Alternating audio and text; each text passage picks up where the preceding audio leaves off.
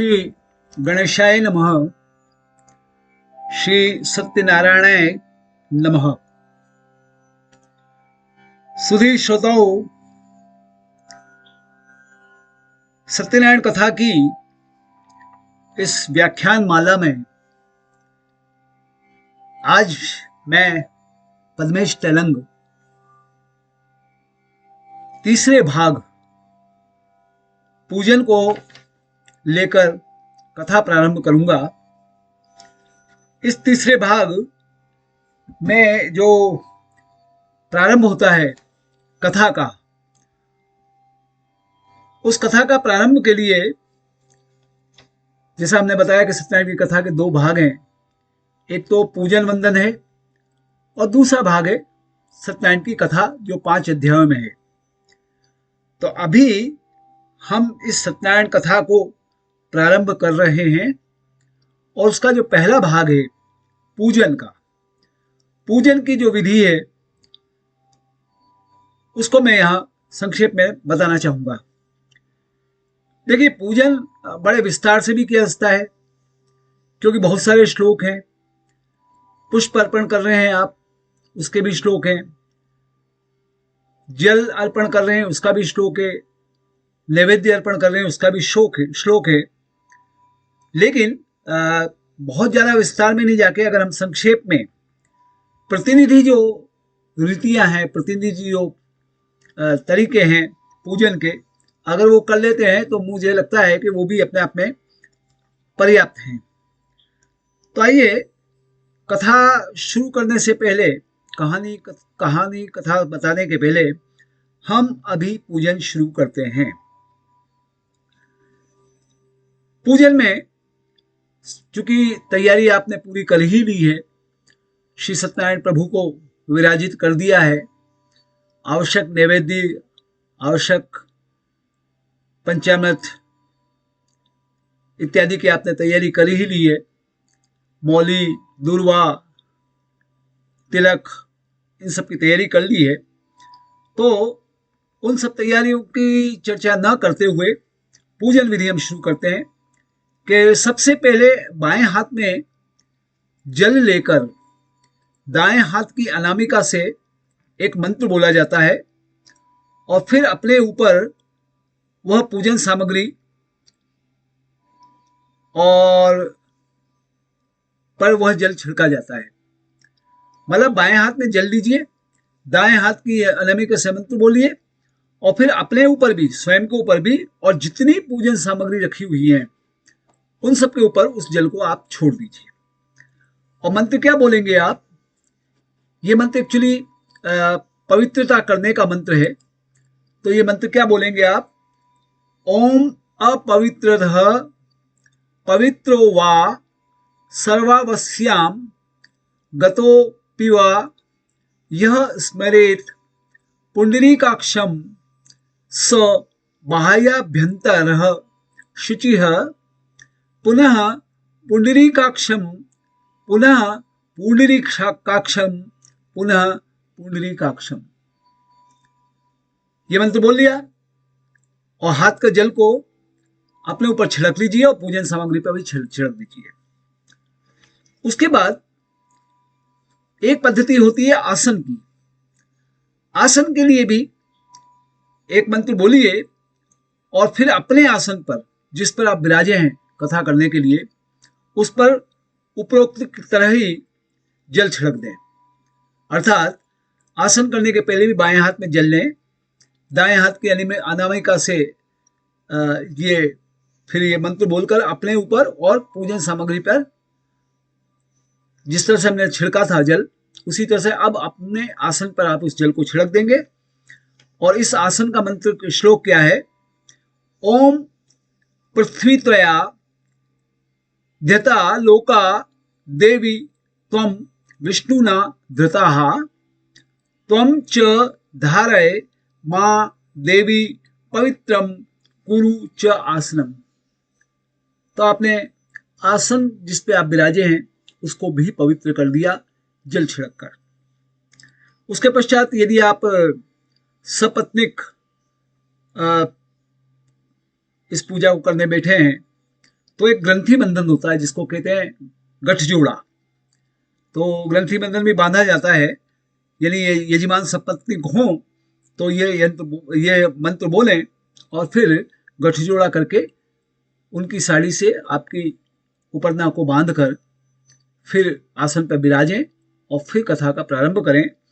इस ग्रंथि बंधन के लिए बोले जाने वाला मंत्र जो है वो ये है कि ओम यदा बद्धनन दाक्षायणा हिरण्यगुम शतानिकाय सुमनस्सी मानाः तन्म आ बंधामि शत शारदाया युष्यम जरदष्टि यथार्थ सम। ये ग्रंथि बंधन भी हो गया कथा प्रारंभ करने के से पूर्व का आपका। और अब इसके पश्चात आप आचमन कर लीजिए। आचमन करने के लिए दाएं हाथ में जल लेकर 3 बार आचमन करेंगे और 3 बार ही बोलेंगे। क्या बोलेंगे? ओम केशवाय नमः स्वाहा, ओम नारायणाय नमः स्वाहा, ओम माधवाय नमः स्वाहा। उसके बाद आप हाथ को आप धो लीजिए और यह बोलकर धो लीजिए कि ओम गोविंदाय नमः हस्त प्रक्षालयामि। तो मैंने ये पूजन की बहुत संक्षिप्त विधि बताई है, बहुत लंबा विस्तार में न जाकर, कि आपने आसन शुद्धि कर ली, आपने ग्रंथि बंधन कर लिया और फिर आपने आचमन कर लिया। चलिए, ये पूजन की जो संक्षिप्त विधि करने के पश्चात अब हम कथा प्रारंभ कर रहे हैं। सत्यनारायण की कथा, जिसको सामान्य रूप से आप कहानी के रूप में सुनते हैं, उसका प्रारंभ होता है इस पूजन के पश्चात। लेकिन इस कथा प्रारंभ के पहले भी प्रारंभ हम एक मंगल ध्वनि से, मंगल स्मृति से करते हैं। मंगलम भगवान विष्णु, मंगलम गरुड़ध्वज, मंगलम पुंडरीकाक्ष, मंगलाय तनो हरिः।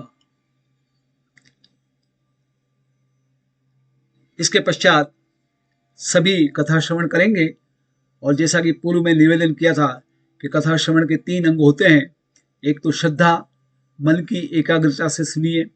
दूसरी जिज्ञासा, जानने की इच्छा है तो बीच बीच में प्रश्न भी पूछिए। और तीसरा निर्मत्सरता, अर्थात विनम्र भाव से इस कथा को सुनिए। यदि ये तीनों भाव के संग कथा श्रवण सुना जाता है तभी वो श्रवण सार्थक श्रवण, मीनिंगफुल श्रवण कहलाएगा। चलिए, तो प्रारंभ करने के पहले हम श्री सत्यनारायण भगवान का ध्यान करेंगे।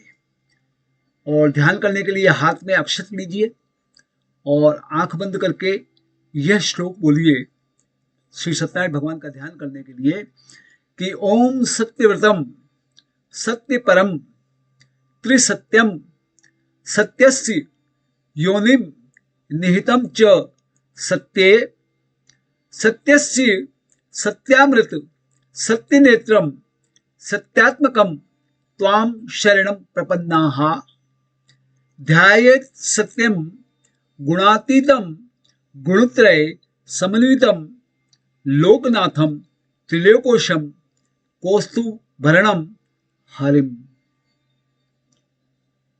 ये ध्यान है। इस ध्यान को मैं बोलता हूं, आप उसको रिपीट करें। ओम सत्यव्रतम सत्यपरम त्रिसत्यम सत्यस्य योनिम निहितम च सत्ये सत्यस्य सत्यामृत सत्यनेत्रम सत्यात्मकम त्वाम शरणम प्रपन्नाः ध्यायेत् सत्यम गुणातीतम गुणत्रय समन्वितम लोकनाथम त्रिलोकोशम कौस्तुभरणम हरिम। तो सुनिए श्रोताओं, हमने सत्यनारायण भगवान का ध्यान भी कर लिया। अब इसके पश्चात हमारे इस आयोजन में श्री सत्यनारायण भगवान का हम आह्वान करेंगे कि वो पधारें और यहाँ विराजें। इस आह्वान करने के लिए हम क्या बोलते हैं, मेरे साथ साथ आप बोलेंगे, आगच्छ भगवन देव स्थाने चात्र स्थिरो भव यावत् पूजाम करिष्येम हम तावत् त्वं सन्निधो भव। ठीक है, हमने सत्यनारायण भगवान का आह्वान कर लिया और यह विश्वास है हमको कि इस आह्वान पे सत्यनारायण भगवान आकर विराज रहे हैं, क्योंकि हमने उनका आह्वान किया है कि आगच्छ भगवन देव स्थाने चात्र स्थिरो भव यावत् पूजाम करिष्येम हम तावत् त्वं सन्निधो भव। अब सत्यनारायण प्रभु पधार चुके हैं, विराज चुके हैं, तो हम उनको प्रणाम करेंगे। प्रणाम कीजिए मेरे साथ। ओम भूर्भुवः स्वः श्री सत्यनारायणं नमः प्रार्थना पूर्वकम नमस्करोमि प्रणमामि मुहुर्मुहुः। ये हमने उनको प्रणाम किया है। ओम भूर्भुवः स्वः श्री सत्यनारायणं नमः प्रार्थना पूर्वकम नमस्करोमि प्रणमामि मुहुर्मुहुः।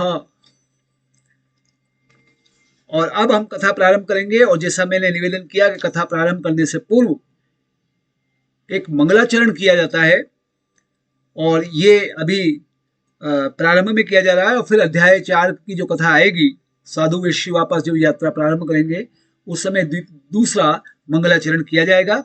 चूंकि अभी हम कथा प्रारंभ करने जा रहे हैं, इसलिए प्रथम मंगलाचरण हम करेंगे। और मंगलाचरण के लिए जैसे मैंने आपको कहा था कि मंगल जिसका आचरण है, ऐसे परमात्मा का हम ध्यान, वंदन, मानस दर्शन और फिर मुंह से बोलकर इस तरह का जो श्लोक है या पद्य है उसको बोलते हैं। तो मंगलाचरण एक्चुअली एक छंद है, द वर्स, जिसको इंग्लिश में वर्स कहते हैं। द वर्स में also be in the form of a divine supplication. Divine supplication यानी दिव्य प्रार्थना है। ये in the form of a divine supplication है for removal of obstacles that might obstruct the completion of the work. किसी प्रकार की बाधा आए, उस बाधा का निवारण करने के लिए जो डिवाइन सप्लिकेशन है, दिव्य प्रार्थना है, वही मंगलाचरण है। और ये मंगलाचरण हम कथा प्रारंभ करने से पूर्व कर रहे हैं, जिसको सुनिएगा। ये मंगलाचरण मैंने श्रीमद्भगवत पुराण के स्कंद 1 में प्रारंभ में जो पहला मंगलाचरण है, उस मंगलाचरण से ही लिया है। इस मंगलाचरण को मैं करता हूं, मेरे साथ साथ आप भी इस पे ध्यान दीजिए। जन्माध्यस्य यतोन्वया दितरसश्चा स्थेष्व विज्ञः स्वराट तेने ब्रह्महृदा य आदि कविये मृह्यांति यत सूर्य तेजोवारी मृदाम यथा विनिमयो यत्र त्रिसर्गो मृषा धाम्ना स्वेन सदा निरस्त कुहुकम सत्यम परम धीमहि। सत्यम परम धीमहि अर्थात परमात्मा का हम विशिष्ट रूप का ध्यान ही नहीं कर रहे हैं, बल्कि सत्य स्वरूप परमात्मा का ध्यान कर रहे हैं। यानी श्री सत्यनारायण भगवान का ध्यान न केवल उनकी मूर्ति रूप का कर रहे हैं, अपितु सत्यम परम धीमहि परमात्मा के विशिष्ट रूप का ध्यान के साथ साथ हम उनके सत्य स्वरूप परमात्मा का भी ध्यान कर रहे हैं। बोलो श्री सत्यनारायण भगवान की जय। इसके पश्चात अगला जो इस व्याख्यान माला का जो अगला भाग है, उसमें हम कथा प्रारंभ करने जा रहे हैं। 5 अध्याय में कथा होगी, आप बने रहिए। धन्यवाद।